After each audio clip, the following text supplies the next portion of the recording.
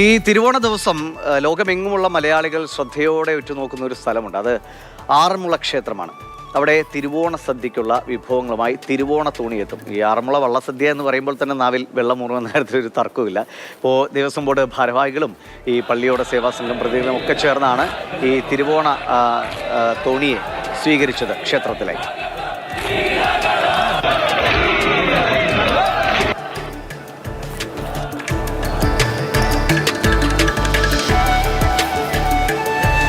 അഭിലാൽ, തിരുവോണദിന ആശംസകൾ. ഗംഭീരമാകട്ടെ. ഓണം സദ്യയൊക്കെ വീട്ടിൽ നിന്ന് കഴിക്കാൻ പറ്റുമോ അറിയില്ലെങ്കിലും അതിനുള്ള സാഹചര്യം ഒരുങ്ങട്ടെ. എങ്ങനെയുണ്ട് ആറന്മുളയപ്പൻ്റെ മുന്നിലുള്ള തിരുവോണ കാഴ്ചകൾ?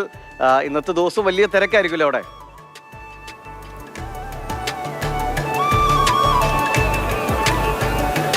മോത്തിക്കും ദിവിഷനും തിരുവോണ ആശംസകളൊപ്പം തന്നെ നമ്മളെ ശ്രമിക്കുന്ന എല്ലാവർക്കും ഒരു നല്ല സമ്പൽ സമൃദ്ധമായ ഓണം ആഘോഷിക്കാനാകട്ടെ എന്ന് ആശംസിക്കുകയാണ്.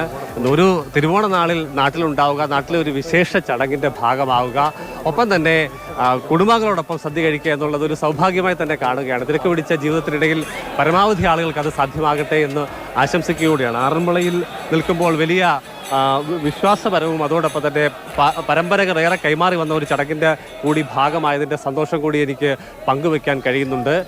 തിരുവാറന്മുളയപ്പന് തിരുവോണ ദിവസത്തെ സദ്യ ഒരുക്കാനുള്ള സർവ്വ വിഭവങ്ങളുമായി തിരുവോണത്തോണി രാവിലെ 6:10 കൂടിയാണ് ക്ഷേത്രക്കടവിൽ അടുത്തത്. ഉത്രാട നാളിൽ വൈകുന്നേരം 7 മണിയോടുകൂടി കാട്ടൂർ ക്ഷേത്ര സമീപത്തു നിന്നും ആരംഭിച്ച യാത്ര പമ്പയിലൂടെ കഴിഞ്ഞ മണിക്കൂറുകളിലൊക്കെ തന്നെ യാത്ര പിന്നിട്ട് പുലർച്ചെ 5:45 കൂടിയാണ് ക്ഷേത്രക്കടവിന് സമീപം എത്തിച്ചേർന്നത്.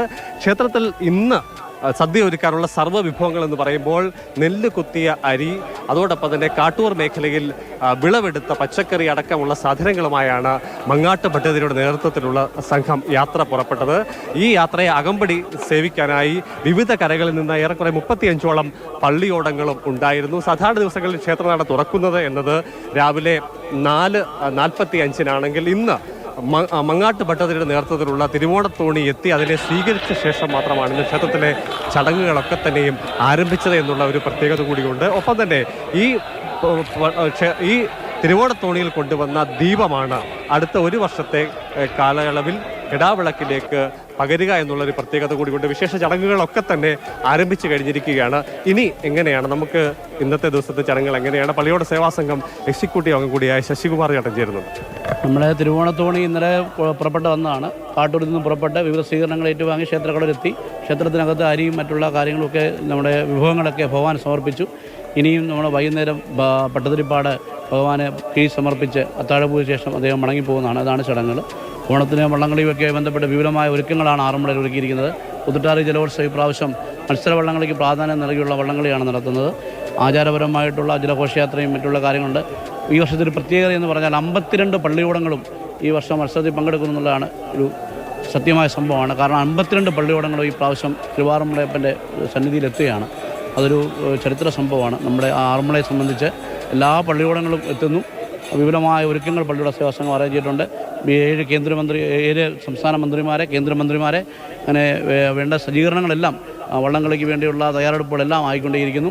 നമ്മളിപ്പോൾ പുറ്റിൻ്റെ മറ്റും നീക്കുന്നതിനുള്ള സർക്കാരിൻ്റെ ഭാഗത്തു നിന്നുള്ള സഹകരണത്തോടുകൂടി പള്ളിയുടെ സേവാ സംഘം മുന്നിട്ടിറങ്ങി അതൊക്കെ നീക്കി പുതിയ സ്റ്റാർട്ടിംഗ് സംവിധാനങ്ങളൊക്കെ അറേഞ്ച് ചെയ്ത് വിപുലമായ വള്ളംകളിയാണ് ഈ പ്രാവശ്യം അറേഞ്ച് ചെയ്തത്.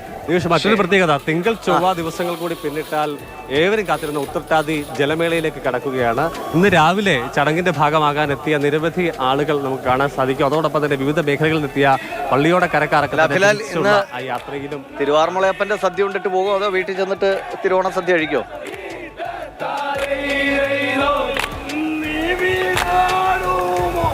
നിരവധി തവണ ഈ വർഷം തന്നെ വള്ളസദ്യയുടെ ഭാഗമായിട്ടുണ്ട്. അതിനാൽ തന്നെ ഇന്ന് ഇവിടെ സദ്യയുടെ ഭാഗമാകുന്നില്ല, മറിച്ച് അച്ഛൻ്റെയും അമ്മയുടെയും ഒപ്പം കുടുംബത്തോടൊപ്പം വീട്ടിൽ സദ്യ കഴിക്കണമെന്നാണ് ആഗ്രഹിക്കുന്നത്. ശരിയാണ് അഭിലാൽ, അതാണ് ഏറ്റവും വലിയ സന്തോഷം. നമ്മുടെ പ്രിയപ്പെട്ടവർ എവിടെയാണോ അവിടെ ഒരുമിച്ച് ഭക്ഷണം കഴിക്കുക. അതാണ് എവിടെയാണോ അവിടെയാണ് ഓണം.